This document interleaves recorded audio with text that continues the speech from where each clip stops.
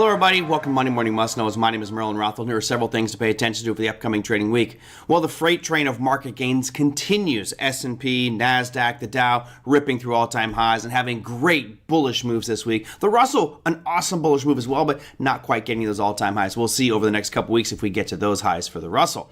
All in all, things looking pretty good. What I can tell you is earnings season is still upon us, so let's start there with earnings. We've got a bunch of companies to talk about 798 to be precise. We start things off on Monday morning with Arista Networks, Cadence Design Systems, and Waste Management.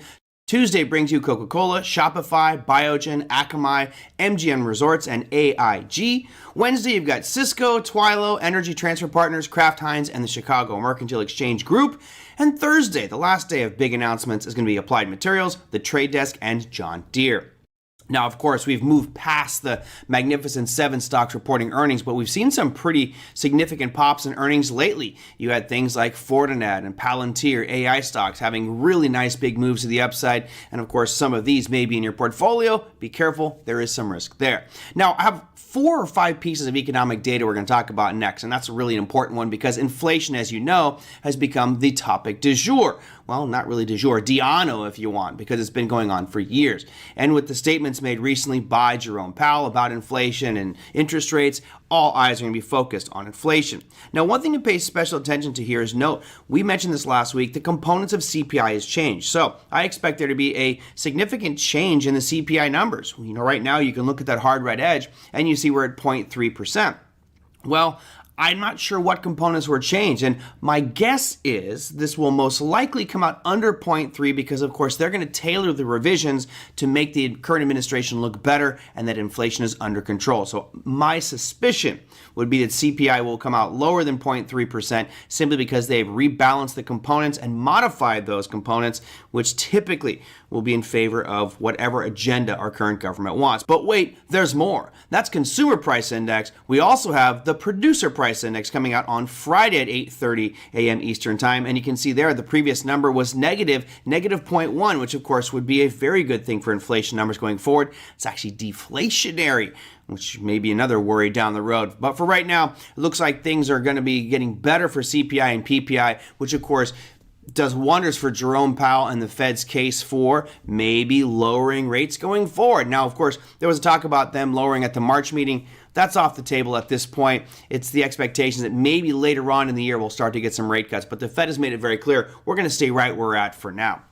Our next piece we're going to talk about is retail sales, spending. You know, it's not the biggest thing, but of course, retail sales numbers are reflective of consumption, and we need people to be buying services and goods to shop and spend their dollars to stimulate the economy. If you notice here, Thursday at 8:30 a.m. Eastern Time, we do have the retail sales numbers coming out, and I'll be honest, for the better part of the last year, it's looked pretty positive. You see most of those bars above that zero line with the previous reading at 0.6. So all in all, it feels like the last 3 months of retail sales have been getting better and better and better. Now, one thing that may put a little damper on this parade of retail sales is the fact that consumer credit is at its highest level that it's ever been. So if people keep on spending on credit, at a certain point that credit starts to dwindle and there may not be as much for them to spend. We'll see going forward how these retail sales numbers come out, but that's going to be Thursday at 8:30 a.m. Eastern Time. And wait, I'm not done. I got one more to talk about, and that is going to be the Empire State Manufacturing data. Now, the Empire State Manufacturing data gives us a clue as to how strong our manufacturing economy is within specific geographical regions around the United States. Now, the big daddy has been the Empire State Manufacturing Index. Of course, there's the Philly and Richmond and many others.